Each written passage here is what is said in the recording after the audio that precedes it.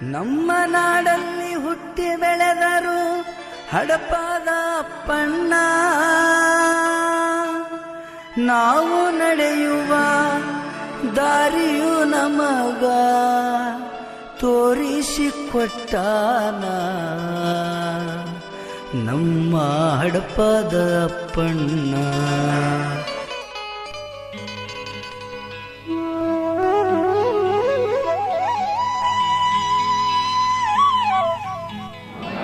ಶರಣಸತಿ ಲಿಂಗಪತಿ ಹರ ಹರ ಮಹಾದೇವ.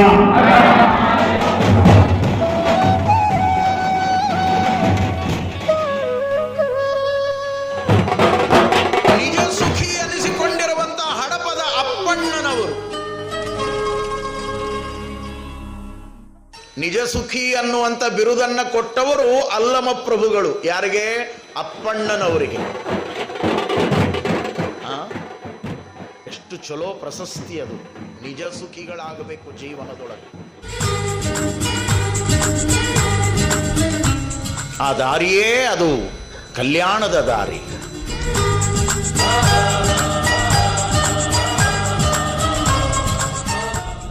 ಅದು ಬಸವ ಮಾರ್ಗ, ಅದು ಶರಣ ಮಾರ್ಗ. ನಿಜ ಸುಖಿ ಅನಿಸಿಕೊಂಡಿರುವಂತ ಅಪ್ಪಣ್ಣ ಬಸವಣ್ಣನವರ ಆಪ್ತ ಕಾರ್ಯದರ್ಶಿಯಾಗಿ, ಬಹಳ ಅದ್ಭುತ ಜ್ಞಾನಿಯಾಗಿ, ನಾನು ಬಂದ ಕಾರ್ಯಕ್ಕೆ ನೀವು ಬಂದಿರಯ್ಯ, ಆಯುರ್ವೇದದ ವೇದ ಶಾಸ್ತ್ರವನ್ನ ಬಲ್ಲವನಾಗಿ,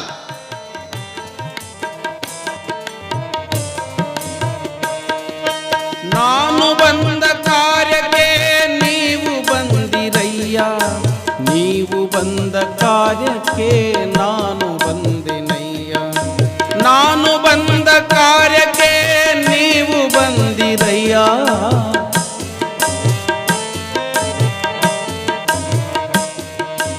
ನಾನು ನೀವು ಬಂದ ಕಾರ್ಯಕ್ಕೆ ಪ್ರಭುದೇವರು ಬಂದರು, ನಾನು ನೀವು ಬಂದ ಕಾರ್ಯಕ್ಕೆ ಪ್ರಭುದೇವರು ಬಂದರು. ಸಾಮಾನ್ಯ ಹಡಪಿಗನಾಗಿ ಕಾಯಕ ಮಾಡಿರುವಂತಹ ವ್ಯಕ್ತಿ ಕಲ್ಯಾಣದ ಪ್ರಧಾನ ಮಂತ್ರಿಗಳಾಗಿರುವಂತ ಬಸವಣ್ಣನವರ ಆಪ್ತ ಕಾರ್ಯದರ್ಶಿಯಾಗಿ ಅವಕಾಶವನ್ನ ಗಿಟ್ಟಿಸಿಕೊಂಡಿದ್ರು ಅಂದ್ರೆ ಸಾಮಾನ್ಯ ಏನು? ಅವರ ಅಸಾಮಾನ್ಯವಾಗಿರುವಂತ ವ್ಯಕ್ತಿತ್ವಕ್ಕೆ ಸಿಕ್ಕ ಅವಕಾಶ ಅದು.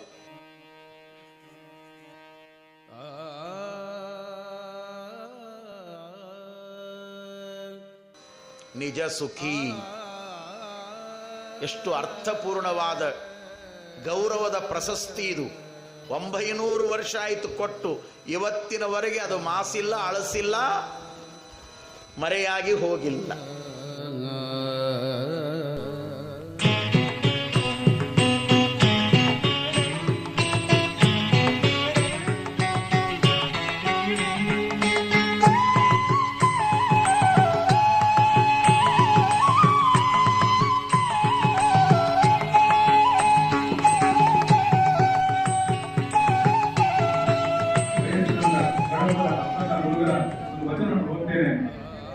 ನಿನ್ನ ಲಿಂಗವ ಧರಿಸಿ ಧರ್ಮವಿಲ್ಲದೆ ನಡೆಯುವುದು, ನಿನ್ನ ತಾಯಿಮನವನ್ನು ಮರೆತು ದೇವರನ್ನು ನೆನೆಸುವುದು, ಇದು ಹೇಗೆ ಶರಣರ ನಡತೆ ಹೇಳು ಕೂಡಲ ಸಂಗಮ. ಅರ್ಥ, ದೇವರ ಭಕ್ತಿ ಹೊರತು ನೈತಿಕತೆ, ಕುಟುಂಬ ಮತ್ತು ಕರ್ಮದ ನಿಸ್ವಾರ್ಥ ಬದುಕಿಲ್ಲದೆ ಭಕ್ತಿ ನಾಟಕ. ನಾವು ಯಾವ ರೀತಿ ಸ್ವಾರ್ಥಮಯ ಜೀವನವನ್ನು ಮಾಡಿ ಭಕ್ತಿಯನ್ನು ಮಾಡಿದರೆ ಅದು ನಾಟಕವಾಗ್ತದೆ. ಅದಕ್ಕೋಸ್ಕರ ನಾವೆಲ್ಲರೂ ಈ ರೀತಿಯಾಗಿ ಮುಂದುವರಿಯುವ. ಅದರ ಜೊತೆಗೆ ಇನ್ನೊಂದು, ಕಾಯಕವಿಲ್ಲದೆ ಕಾಯಕವಿಲ್ಲ, ಕಾಯಕವಿಲ್ಲದೆ ಭಕ್ತಿ ಇಲ್ಲ. ಕಾಯಕ ಭಕ್ತಿ ಈ ಮೂರು ಒಂದೇ ದಾರಿ, ಬಸವಣ್ಣನ ದಾರಿ. ದುಡಿಮೆ ಇಲ್ಲದೆ, ಅದರ ಅರ್ಥ ದುಡಿಮೆ ಇಲ್ಲದೆ ಭಕ್ತಿ ವ್ಯರ್ಥ. ಆತ್ಮವನ್ನು ಅರಿಯಲು ಕಾಯಕದ ಮೂಲಕ ಜ್ಞಾನ ಮತ್ತು ಭಕ್ತಿ ದೊರೆಯಬೇಕು. ಯೋಚನೆ ಮಾಡಿ ಎಷ್ಟು ಜನ ಈ ವಚನವನ್ನು ಕೊಟ್ಟಿದ್ದಾರೆ. ಈ ವಚನವನ್ನ ಓದಿ ಅದರ ಅರ್ಥವನ್ನ ನಮ್ಮ ಜೀವನದಲ್ಲಿ ಅಳವಡಿಸಿ ನಾವು ಯಾವಾಗಲೂ ಜೀವನದಲ್ಲಿ ಸೋಲಿಗೆ ಸಾಧ್ಯವಿಲ್ಲ. ಬಯಸಿ ಬಂದುದು ಅಂಗಭೋಗ, ಬಯಸದೆ ಬಂದುದು ಲಿಂಗಭೋಗ.